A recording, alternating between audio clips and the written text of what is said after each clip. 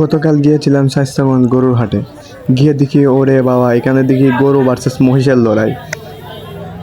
Sorry, এই গরু versus মানুষের লড়াই। যাই হোক, বলে ফেলছি।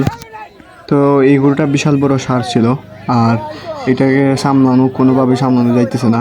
তো বিশাল মানুষ নিয়ে এই গরুটাকে সামলানো হইতেছে, কারণ সামন দিকে গেলে সামনে মারে, পিছন দিকে গেলে পিছনে মারে, তাই অনেকগুলা দড়ি লাগাইয়া এই গরুটাকে কোনোরকমভাবে বের করা হচ্ছে।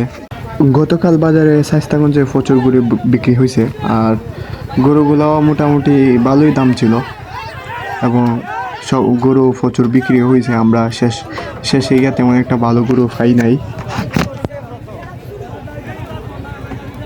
আর বাজারের যে অবস্থা, ট্যাং উঠে গেছে লঙ্গির বিপদ সীমার উপরে, এই লঙ্গি উঠে গেছে মানুষের বিপদ সীমার উপরে।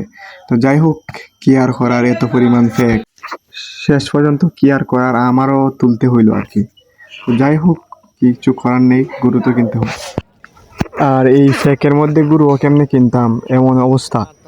মানে গরুর হাটে যারকে তার আর হাল চাষ করা লাগতো না, এবং বলও দেওয়া লাগতো না। যে পরিমাণ গরুর লেদার সেনা আছে, সে এমনি রোপণ করে দিতে পারবো, প্রচুর ফসল ফলবো, যে অবস্থা। তো এইদিকে আবার সন্ধ্যা হয়ে আসছে, তো এখন সন্ধ্যাবেলার দৃশ্য আর কি। তো সন্ধ্যার দিকে আস্তে আস্তে অনেক গরু বিক্রি হয়ে গেছে, প্রায় অনেকগুলা গরু বিক্রি।